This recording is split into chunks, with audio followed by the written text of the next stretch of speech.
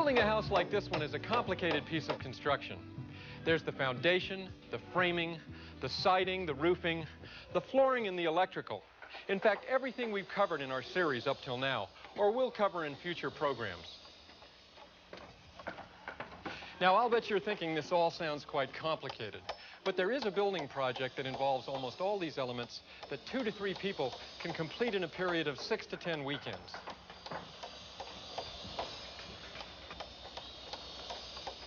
I'm Kurt Burbick. In this special 2-part program, Avian Rogers and I are going to show you all of the steps involved in building your own garage. Admittedly, it's not a project for everyone, but the principles of framing that we'll be covering in this first part are the same for all home construction projects.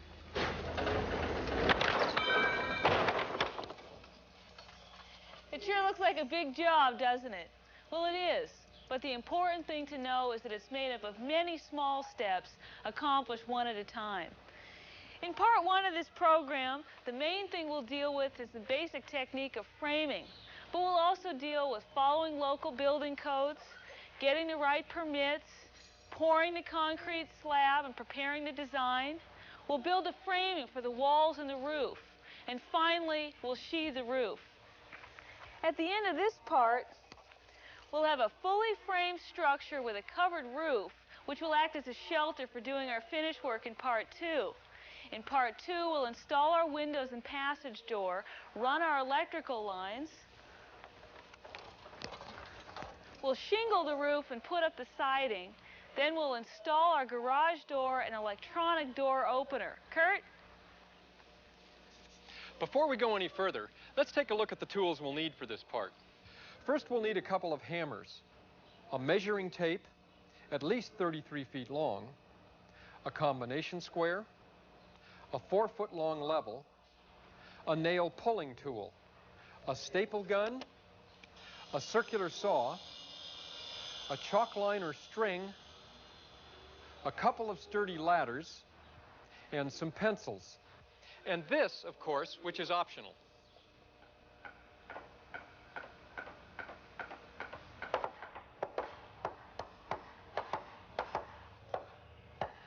Morning. Well, we're getting a nice early start on this first day of construction. Well, we've got everything we need. Tools, materials, plans, great weather. At least for today, anyway. Well, and for a project of this size, we thought we'd get a little extra help, too. I guess. Good morning. Yeah. Good morning, Avian. Hey, Ron. Hi, Ron. Well, obviously, you can still use an extra hand. You bet. Are you sure you shouldn't have someone down here with a little bit more experience?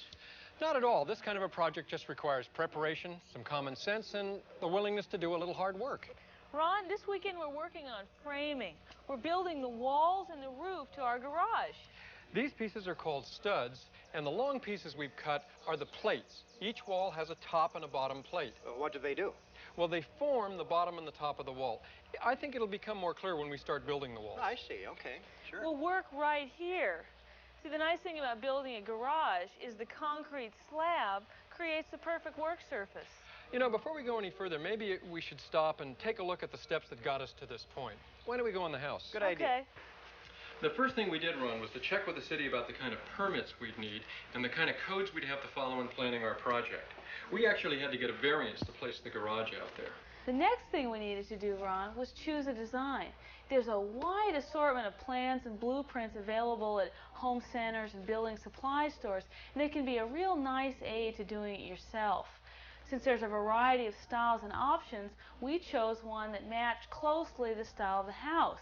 Then we took the plans to an architect, and she made some minor changes in the roof design so they matched the house exactly. So we got the economy of a pre-done plan while tailoring it to our specific needs. Next came the pouring of our concrete slab, so we had to find a contractor.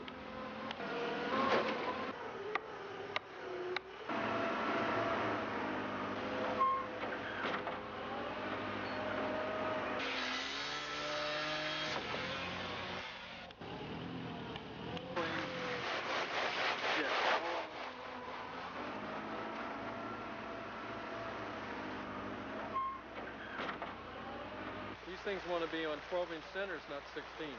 Well, so we'll start with this wall, though. Sure. There we we go. See, we want to line the stud up with these marks at the top and bottom plates like this. Right, but how did you know where to make these marks? Well, before you got here this morning, Ron, Kurt and I laid out the top and bottom plates and made our marks. We measured in and made a mark exactly 3/4 of an inch from the edge. Then we moved the end of the tape and put it on that mark, and we measured and marked at 16-inch intervals along both plates. Then we put an X on the side of the marks where our studs are going to go. All right, I've got all that, but I'm not quite sure why we have this 16-inch spacing. Okay, Ron, the reason for the 16-inch spacing is so that the studs will be in the right position when we nail on the sheathing.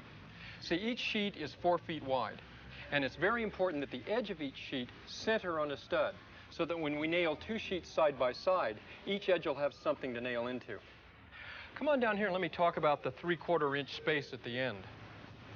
The reason that we started out with a 3/4 inch space before we started laying out our 16-inch spacing is so that the studs would be properly aligned for the sheathing. Now, local codes will specify the maximum allowable distance between the studs, and some codes will allow 24-inch on center, but most require 16-inch centers. Now, these 3 stud corners, as they're called, have to do with providing nailing for finished materials on the inside of the garage. But Avian's going to explain more about that later. All right, good. Now, these are pre-cut studs. You can buy these at any lumber yard. They're already cut to the proper height for standard height walls, and they're a great convenience. Now, you cut your plates and your other pieces from dimensions on your blueprints.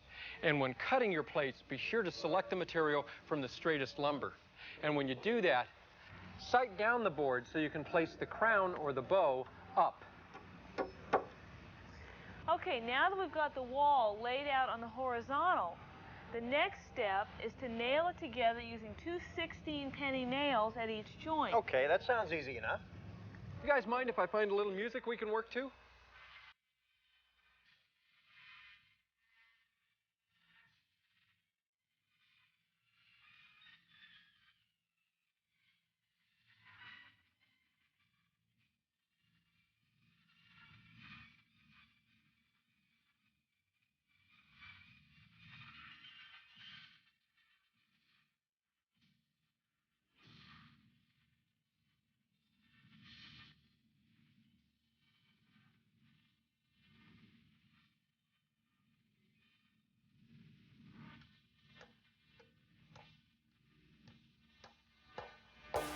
Nice choice of music, Kurt. Thank you. Now, before we can lift this wall into place, we have to check it for squareness. We measured the diagonal of our wall from one corner to the other. Now we're measuring this diagonal, and we've discovered that the dimension is the same, so we know that our wall is square. Then we nail a temporary 2x4 brace across the wall on a diagonal, and we're ready to raise the wall. Is this all we need, just one brace? Yes, this is enough of a brace to keep it square until we can raise it. Let's see. All right, let's put her up.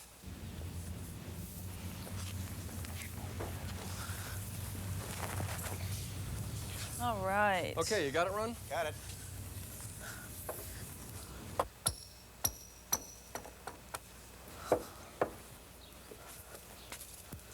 All right, now while Avian makes sure the wall is plumb or perfectly vertical, I'll nail this temporary brace in place. See, we don't ever have to remove any of the braces until we have all the walls up and plumb.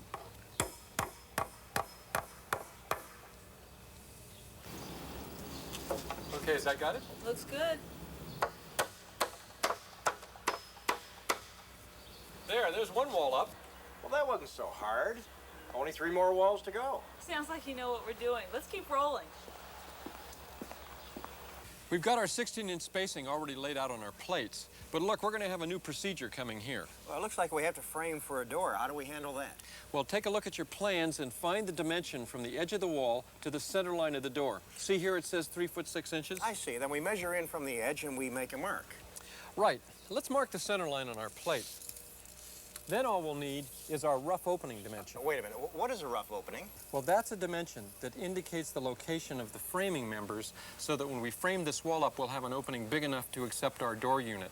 And that dimension is normally about 2 inches bigger than our door size. How do we find out that size? You get it from the door manufacturer. Then you take half the rough opening width and mark it on your plates. Then you mark your line, putting a double X on the outside of that line, which indicates the location of the double king studs, so that when we frame this wall, we'll have an opening width large enough to accept the door size. Okay. These two double sets of studs are our king studs. They define our door's rough opening width. We've nailed them into place on the plates where we just made our marks.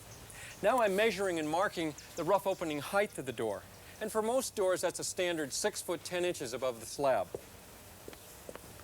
Kurt, you mind if I choose the music this time?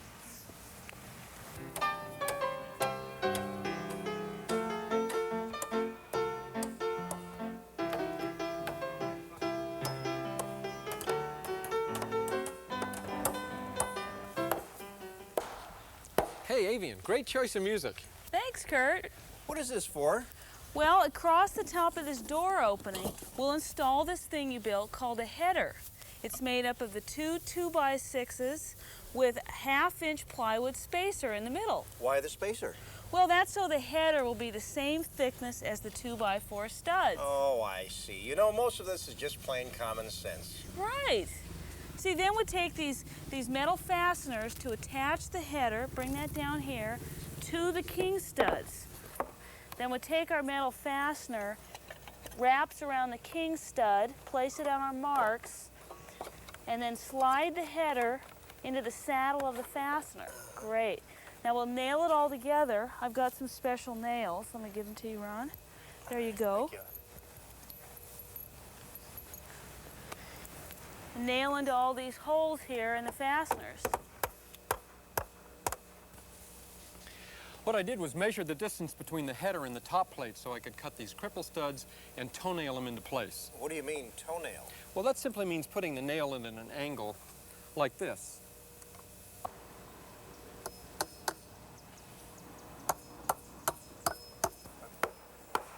That's it. Does that mean we can raise the wall now? We might as well. Avian, can we have a little music?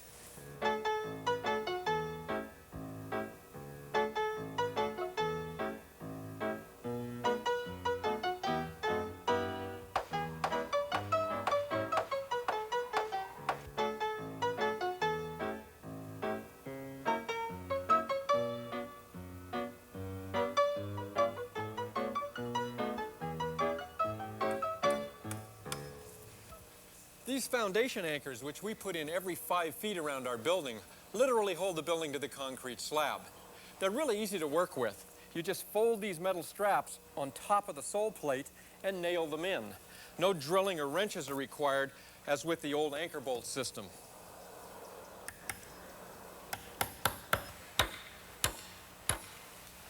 Now the way we fasten our walls together is we drive several nails into the stud end of this wall into the corner of this wall. Now remember our 3-stud corner? We had 2 full-length studs with 2x4 spacers in between. The reason we do that is should we ever decide to finish the interior of our garage, we'll need something to nail the edge of our sheetrock into right here in the corner. We're in the middle of framing up our 3rd wall. It'll be different than the first 2 walls in that it has 2 windows and no doors. But the process for framing is just the same.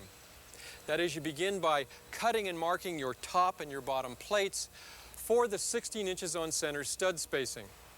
Then you lay your plates on the slab and you locate and nail in your pre-cut studs, as we've done here. Now we've left 2 large spaces for our 2 window locations. And the way you locate the window is the same way you locate the door. That is, you measure over from the edge of the wall to the center line of the window location. Then you measure each way from that to the rough opening width of your window, and that will locate your 2 sets of double king studs on each side, here and over here. When they're nailed in place, you can install your window header. It's made the same way as a door header, and it's located in the same position, 6 foot 10 inches from the slab. Now, the window header is held in place with metal connectors, just like we used for the door header, and they'll hook the header to the double king studs. When they're nailed up, you put the smaller cripple studs at the top like this. Now, when that's in position, you can measure down from your window header to locate your window sill, which is a single 2x4. It goes in horizontally and is held in place again with a couple of metal connectors like these. Then, when that's nailed in place, we'll fill in the space at the bottom with 2 short cripple studs.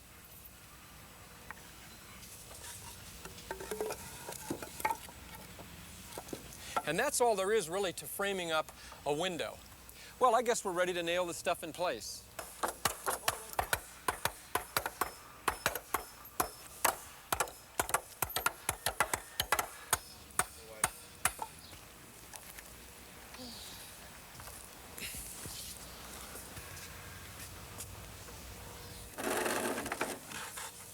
Framing the opening for our garage door took a little more thought than framing our other walls.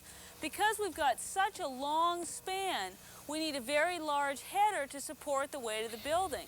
Basically, the wider the opening, the bigger the header. Well, one problem is our header is so tall that we don't have room for a top plate. Also, if we frame the wall on the horizontal concrete slab, it would be too heavy to raise in the typical way. So what we did is we built the 2 ends separately, adding these support studs or trimmers to hold the weight of the header. We've got this one nailed into place, and Ron's nailing this one in over here in the same way that we joined all the other walls. How's it going, Ron? Just about got it, Avian. Good. Well, once he's got this buttoned down, then we're ready to hoist the header into position, lifting one end at a time. Now that we've got this end of the beam up, I've tapped in these temporary cleats to hold it in place before we try lifting the other end. This, by the way, is a special pressure-treated header called a laminated wood beam.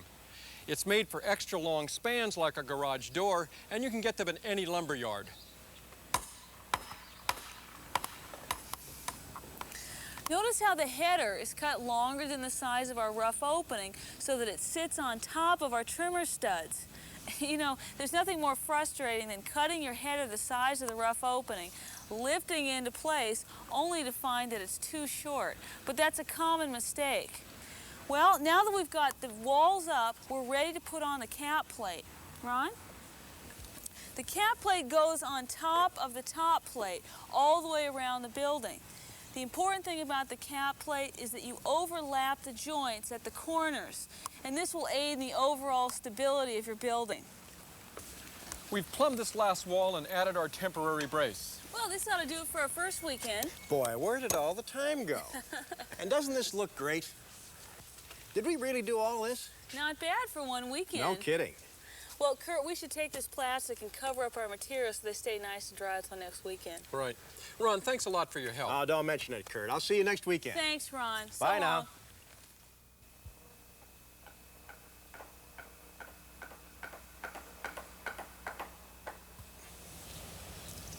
Oh, hey, Ron. Hi. Hi, Evie. Hi, Kurt. What are we going to do this weekend? Well, we're going to install the roof framing and sheathing. Hey, that sounds hard. Yeah, and it would be, Ron, if we had to cut and assemble our own trusses. But fortunately for do-it-yourselfers, there are some other options that make it easier. These are called prefabricated roof trusses, and most lumber yards and material supply centers have them in standard sizes for garage roofs. It so happens that our garage roof isn't a standard design, so we had these made to order. What we'll be building is called a hip roof, and while there are lots of styles we could have chosen, we wanted one that would match our house. I see. And Ron, it's a principle that's carried even further in something called the pre-cut garage kit, which is relatively new in the home building scene. The idea is that the do-it-yourselfer can buy all of the materials for the garage in one package. The studs, the top and bottom plate, the rafters and gables and so on are all precision cut at the factory. It's an option that lies somewhere between having somebody build the garage for you and doing it yourself from scratch. The first thing we needed to do was measure and mark the location of our trusses. We use the same principle we use in laying out our walls. One difference is the trusses are on 24-inch centers, though, rather than 16. Now, the design of our roof is called a hip roof, which means the ends slope just like the sides do. we want to make sure that the hips are even at both ends. So in doing our layout, we start at the center and measure out. Now we're just putting up the last of the rafter ties here, and they go right at the marks. And once they're all in place, then we simply slide the trusses into the slot that this creates. This is my last one, and we'll be ready to go. All right, we want to get our first truss in place. What we want to do is get this end up on the double top plate. I gotta clear this in. Okay. Can you lift that up there? Okay, well, over one more. Yeah, there we go.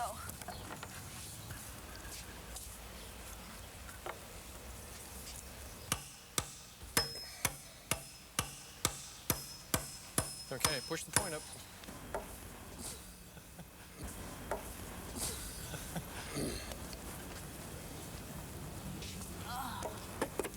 Great. Okay. All right. Lift it in. Okay.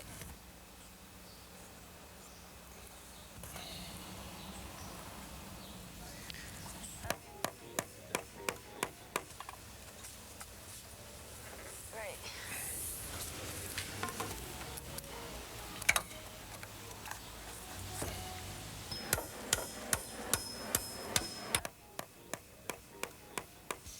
Ron, you know, it's important to get these first two full trusses, called common trusses, absolutely plumb, because they're going to set the tone for the shape of the rest of the roof. All right, we're ready for that next truss. Okay.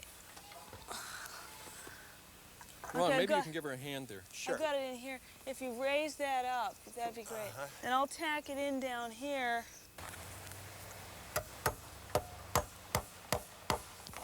Okay, now we could toenail it in up there and over here. Right. After we got the full-length common trusses into place, we added this hip ridge and finished off our whole roof system. So now we're ready to put up the roof sheathing. Okay, guys. And I'll grab it as soon as you get it up here far enough. Okay, got it? Okay, good, yeah. Be careful now. Okay, now we need to move it over, right over this rafter. Well, now we're starting to install the second course of our sheathing, and we added this 2x4 ledger for safety. And I'm tacking in these little plywood clips along the horizontal edge to give us more support when we don't have any wood. Okay, so let's slide this in, Ron. Over a little bit. Good, good. Now, another thing that's important when installing 4x8 sheathing is to stagger your joints. We've got a joint here and a joint over here, so we never have a continuous line running all the way up a rafter, which will add to the strength of your roof system. I'll use this snap line to make a chalk mark on my sheathing so I can cut off the loose ends of this paneling. I'll start down here at the edge of the roof, work up the line all the way to the peak. Using my circular saw, setting the blade to the proper depth, and remembering to wear my safety goggles. I'll also use these toe boards for safety as I climb up the roof.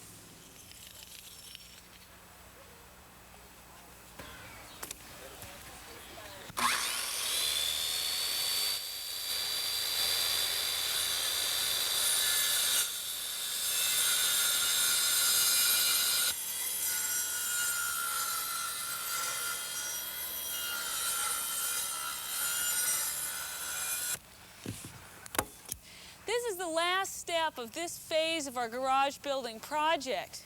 What I'm doing is I'm stapling roofing felt to the sheathing of our roof. The roofing felt acts as a weatherproof skin underneath the shingles we'll be putting on later. I'm rolling it out as smoothly as I can where I started at the bottom. With each consecutive course, I'm sure to overlap the edges until the entire roof is covered.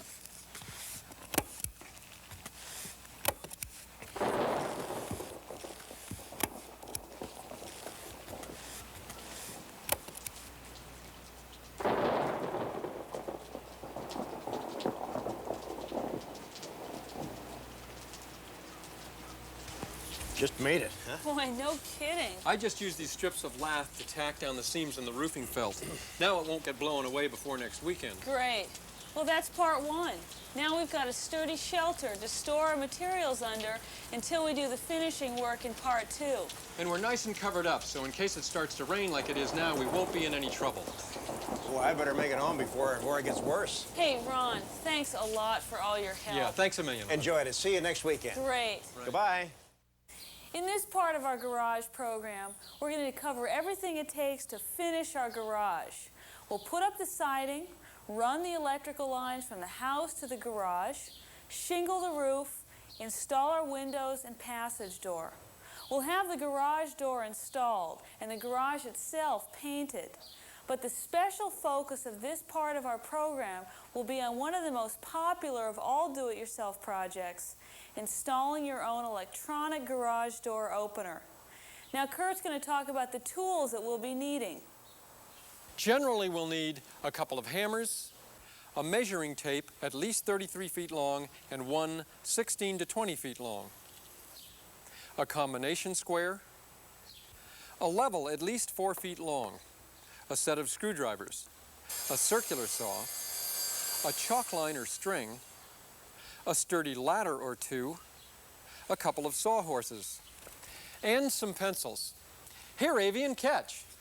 What's this? That's a piece of 1x2. We're going to need that later in the show. If you say so. The materials that we'll be needing for this part of the program are sheets of 4x8 sheathing, smooth plywood for the soffit, composition shingles, some 1x6 for the fascia, crown molding, felt paper, trim at the soffit, the overhead door trim, 2 double-hung sash windows, and a pre-hung door, 4-penny, 6-penny, 8-penny, and 16-penny galvanized nails. These are the materials we need to build our garage. Your needs will be somewhat different depending on the details of yours.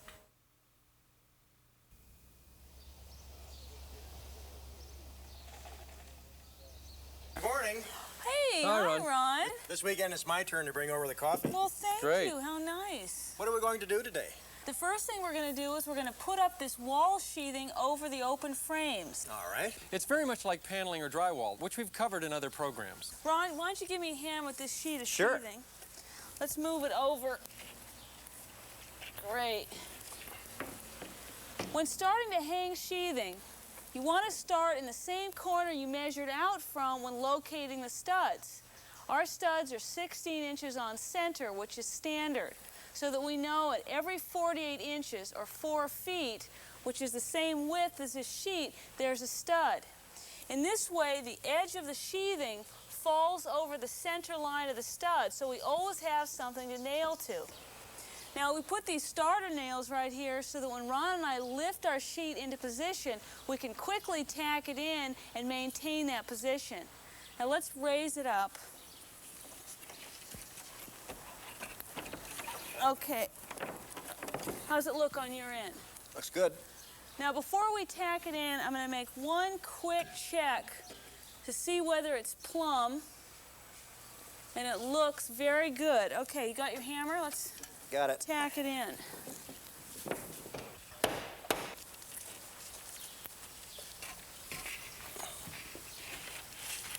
Okay, now let's get it tied up against that other edge. All right, from the bottom. Okay? All right. All right, now you press this up tight against the studs. I'll go on the inside and mark the window opening with my pencil.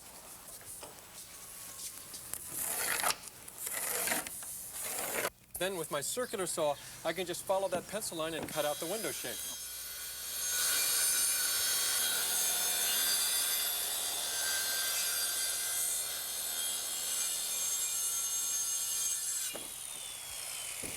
Bring it down a little bit here on this. Oh, I okay, see. let me All get one in.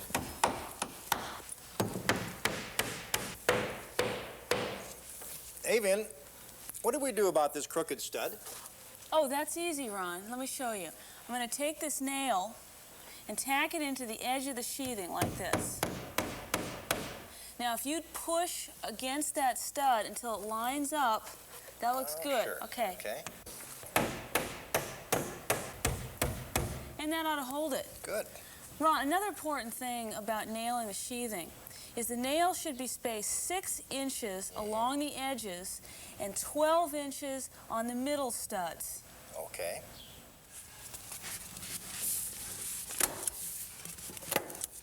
As with the roof, we're covering up the sheathing with this building paper. It acts as a waterproof membrane. It goes on first before the windows and doors get installed, and as you can see, you start at the bottom working up. You want to have an overlap here at the edges of about 2 inches. You can just hold the stuff on the siding with some staples. That works fine. Okay, you guys, we're ready to install the windows. That sounds even more complicated. No, it's not complicated at all. We did the hard part when we built the framing. But before the development of these pre-hung windows, it used to be hard. But now with these recent developments, a novice do-it-yourselfer can do it. See, they're fully self-contained. It comes with the jamb, of course, the glass and the windows, even the trim. And they come in a variety of sizes. So since our opening is finished, we just lift this whole unit up into position. Great. Oh, Mr. Kurt, you want to check for level? Right. Well, this is right on. It's perfectly level. If it wasn't, we'd probably take a shim like this to get it level on one side or the other. Okay, well, the next thing to do is to put up the felt paper weatherproofing. So let's pull it out just a little bit. Whoop, scared me there for a second. You got it? Yeah. Okay, then we take this strip of tar paper and stick it up underneath. Make sure that it gets up, that it's touching the sill there. Now, another thing to take note of is to put your factory edge up against your window. So we've got the bottom piece on first. Next piece that goes on are the sides so that it overlaps this bottom piece back behind the trim. Okay. We'll staple this into place. And then after Ron gets this side in, the last piece will go across the top, overlapping these flaps. Well, that's the last nail. We had pre-drilled the hole so the nails went in pretty smoothly. We finished putting up the tar paper. Then once we put up the finished siding, we'll caulk around that joint between the trim and the siding itself. So now we need to go put in the door, and that about does it for the window.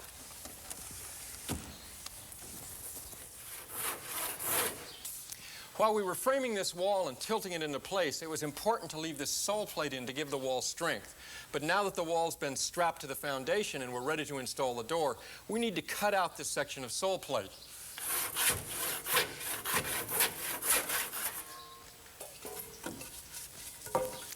Now we need to check the slab for levelness. It looks pretty good. Got it? Yep. Let's put the bottom in first.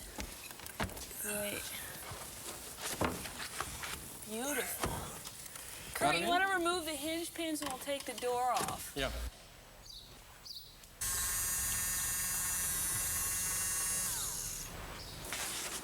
Okay, we want to get it all the way up against there. Okay. That's good. You got it?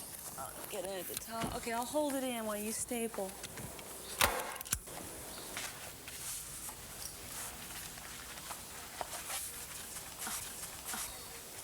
There we go.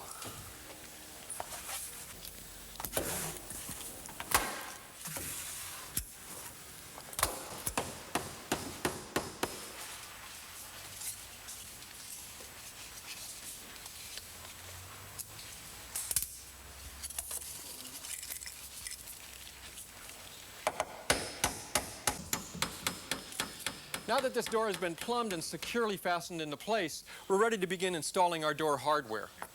I'll put this doorknob in the pre-drilled hole and screw it together with the parts from the other side. For extra security, we want to install a deadbolt. Now, we ordered the door with these holes pre-drilled, which makes this part of the job quite easy. I think that's about as far as we're going to get this weekend. We sure got a lot done. Yeah, the building still looks a little strange, but we got the sheathing up and the felt paper and installed the windows and doors. Not bad for a barn raising. Right, and I've learned a lot, and it's been fun, too. Are you going to be back next weekend? You bet I am. Great. Great. Well, thanks for your help. We'll see you then, huh? See you later.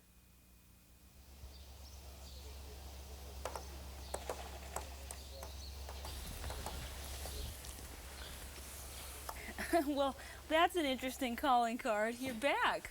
Thought I'd give it another try this weekend, or at least until we're finished with this thing. What are you doing? Well, I'm running the electrical line from the house to the garage, and I'm using a special kind of wire designed to be laid underground. It's got a special casing on it rather than the regular non-metallic casing. Now, code requires that the wire be buried at least 1 foot below grade. For any of these exposed areas, like this vertical run up the wall of the garage, we encase in conduit. Now, if you didn't notice, I also had to jump ahead and we put up a piece of siding so that we could drill our hole into the garage for the conduit. Oh, I see. Where's Kurt? Well, he happens to be on the other end of this cable in there.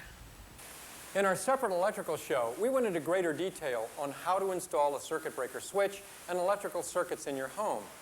What we've done in our garage is to bring a 20-amp circuit here, and that'll more than cover our electrical needs, including our overhead garage door opener.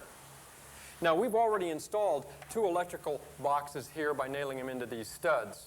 And remember, when you're putting in an outlet in a garage, it has to be what's called ground fault interrupted. We've also put in an outlet box overhead for our garage door opener here and an overhead light. Now, in a garage where the walls aren't covered up with finished materials to protect the wiring, you run the wiring in a somewhat different way than you would in the house. We run it up in the rafter area and bring it down the walls only where we need to the individual boxes. In this case, we had to notch our double top plate for the wires to fit. And that's where we'll use this metal safety plate to cover up and protect the wires.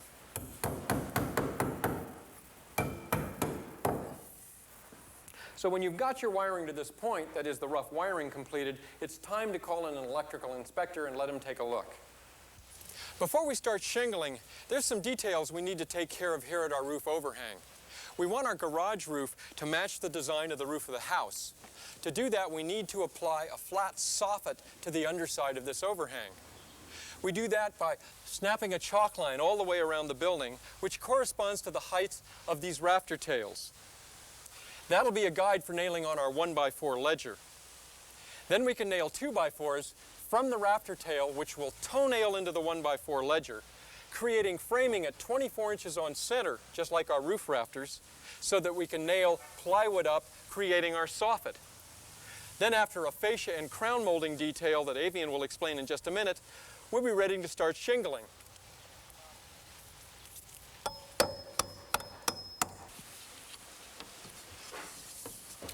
This is a sheet of exterior finished plywood, just like we're going to put on the sides of the garage. We're going to nail it into this framing that we've installed with these 6-penny galvanized nails. Okay, Ron, I think we can do it.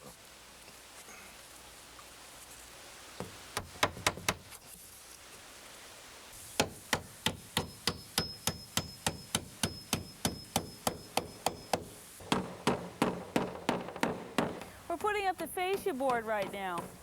Fascia board is usually a 1x or 2x6 board, which does a couple of things. It acts as a kind of trim along the edge of our roof line, but functionally it serves to seal up the end grain of our rafter tails, which otherwise are highly susceptible to water absorption. And this kind of water absorption can cause severe rotting of the rafters. Our roof detail calls for a molding like this on top of our fascia. Now, it's important when installing a fascia or a molding that it line up smoothly with the slope of our roof. The way to determine that is to place a straight edge like this combination square along the line of the roof and bring that molding up to meet it. So in that way, when we apply our roofing shingles, they'll extend slightly over like that, and we'll get good continuous drainage overall. We're just about ready to put our siding up, but before we do that, we're adding this drip cap flashing over our windows and doors. This will encourage the water to drain away from the openings.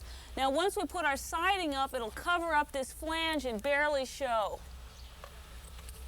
in.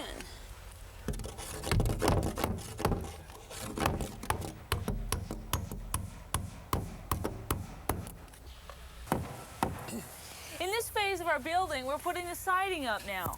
We're applying a kind of siding known as board and batten. So it'll look like the house, right? Exactly. Other typical kinds of siding that you might use are stucco, shingles, or full sheets of plywood. But board and batten siding has a very pleasant appearance. We're not using the classic style of board and batten with solid wood vertical boards. We're using these sheets of plywood.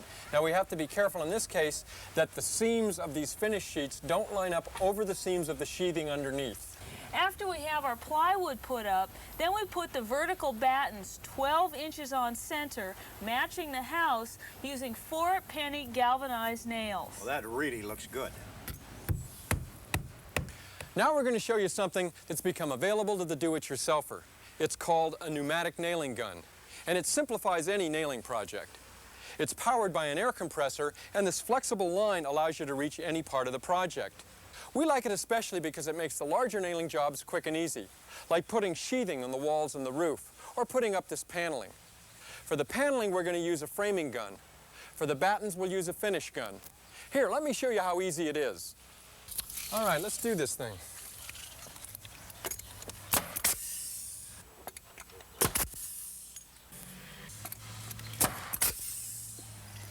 Good safety practices should never be taken for granted.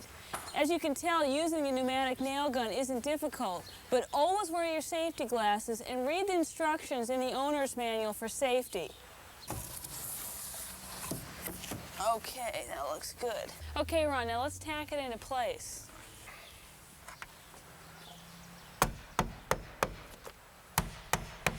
Okay, good. Okay, now I'll take the pneumatic gun.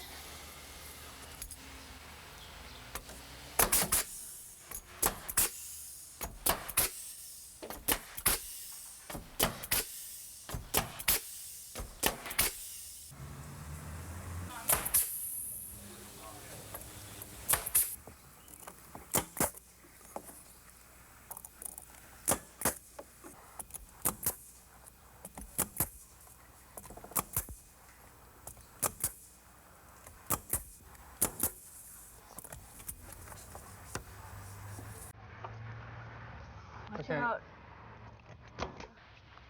Well, I think we're going to call the weekend. It's getting late. Maybe it's just me, but it seems like we got a lot done this weekend. Oh, you're right. I think you're really picking this stuff up fast. You've been a terrific help, Ron. You be back next weekend? You bet I am. Looking Great. forward to it. See you later. Take it See easy. ya. Thanks a lot. Goodbye.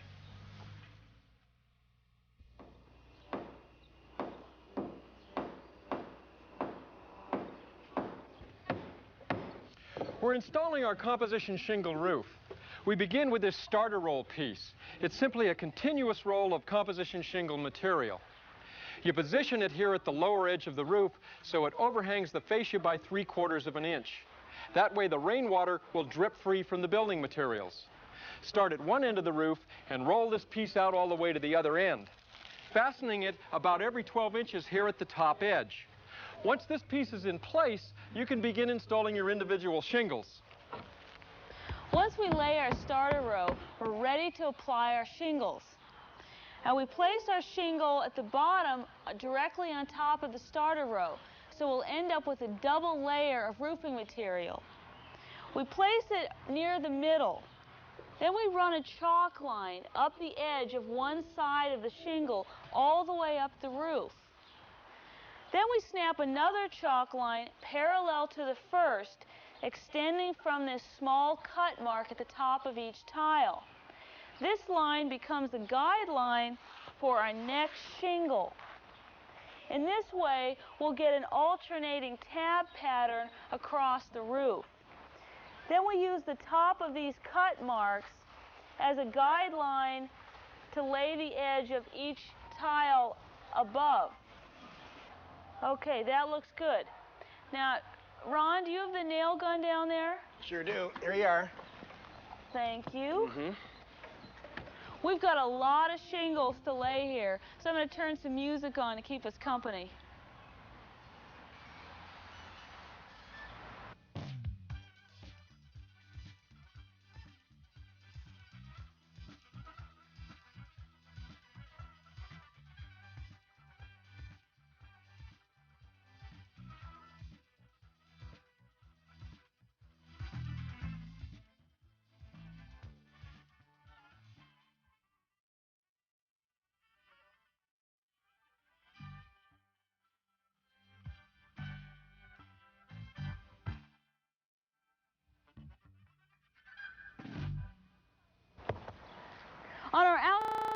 here, we need to keep them free so that we'll be able to slide the shingle underneath later on. At the end of this, each shingle should have 4 nails nailed about 1 inch above the cut mark for the tab.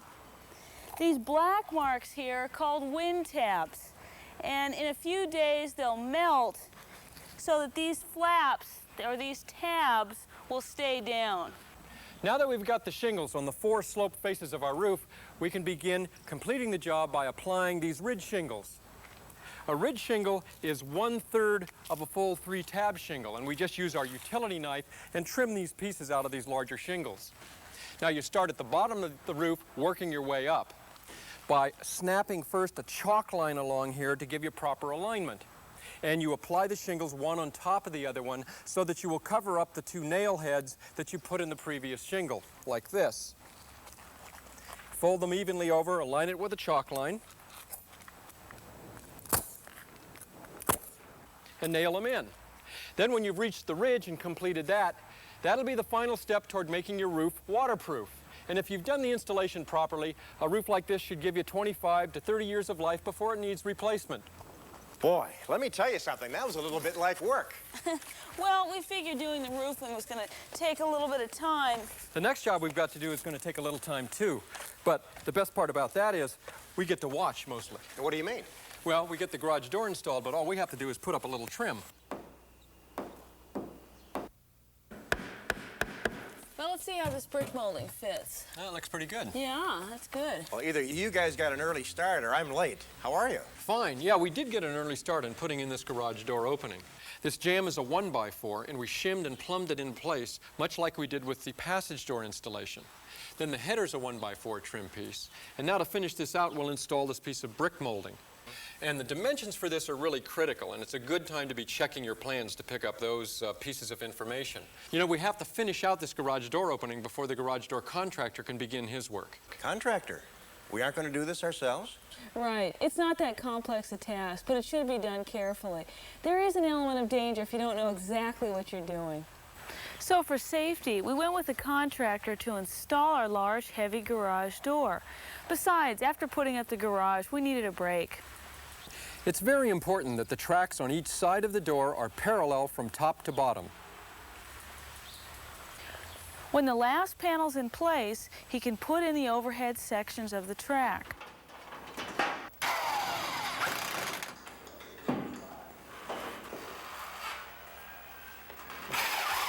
He attached the overhead sections of the track to the vertical sections, and he was done.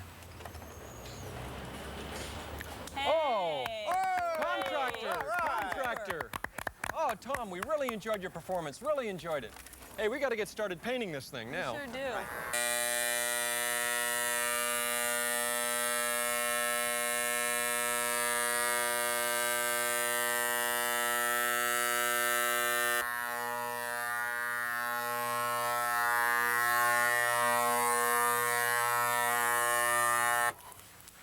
Painting a garage can take some time. We started with a primer coat, and now we're putting on our finished color coat. And when we're done with this, we're going to tackle one of the most popular do-it-yourself projects, installing an overhead garage door opener.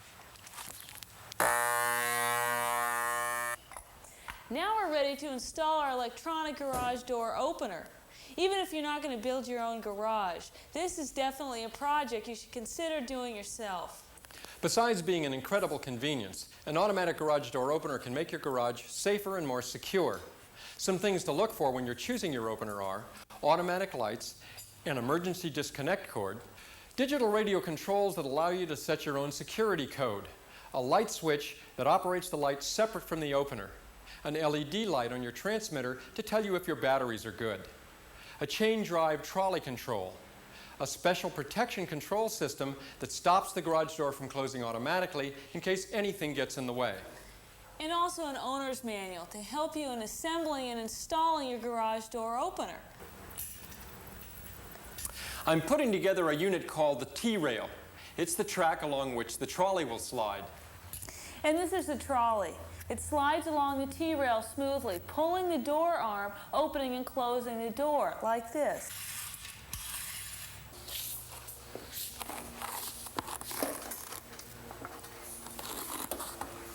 After we add the chain drive, we're ready to install the opener.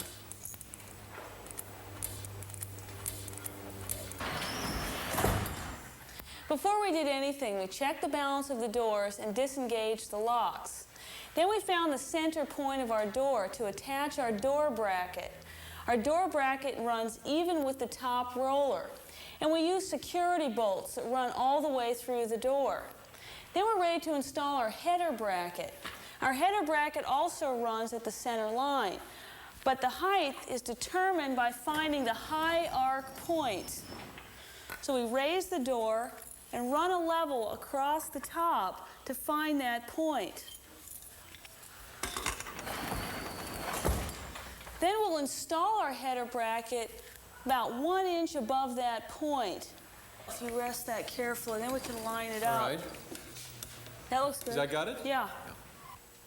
Now we're ready to slip the T-rail into the header bracket, and we'll use this pin to hold it in place by sliding it into the corresponding holes. All right, here we go. Next, we position this opener assembly by setting it on this 2x4 block on top of the garage door, using the center line as a guide. Now we need to bolt our power head to the truss. To do that, we use these metal brackets that we measured and cut. They simply bolt to the slotted tab, and they lag screw into the wooden truss. I'm setting the up and down limits of the door now. I just set the force adjustment. The force adjustment is a mechanism that in case the door should hit an object unexpectedly, it would cause the door to reverse its direction if it were closing or stop if it were opening. Now what I'm doing is adding the final link to our garage door opener system. I'm adding the straight arm to the wedge here with a couple of bolts. Now we're ready to plug the unit in. It's just that simple. Installing the wall control panel is a snap by simply following the color-coded connections. Run your wires neatly up the wall through the rafters for a tidy wiring job. Then all that remains to do is simply screw it to the wall, and we'll check it out. In case of a power failure, this special handle will allow you to operate the door manually. To re-engage it, all you need to do is push the wall control button. An optional safety feature with garage door openers is an electric eye. Here, I'll demonstrate by breaking the ray of light with my hand. Hey, watch out, Ron! Well, that was close. Well, it obviously works. Well, I'm all done painting. Right. Avon, you got that 1x2 I gave you earlier in the show. Oh, you must mean this one. Yeah. I want to show you another safety feature. What's that for? Well, when a garage door drops on something that's sitting in the opening, we don't want the door to crush the object. So what it does is it stops and goes back up. Here, I'll show you.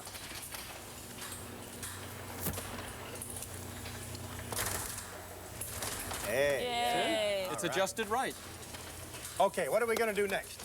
Nothing. We're all done. That's it. Ron, thank you very much for all your help. In fact, listen, we've got something special planned for next weekend, and we were hoping that you and Judith could join us. Oh, that's great. We'll be here as long as I can play with that garage door opener. Great. All right, Great. Goodbye now. Wonderful. See you next weekend. then.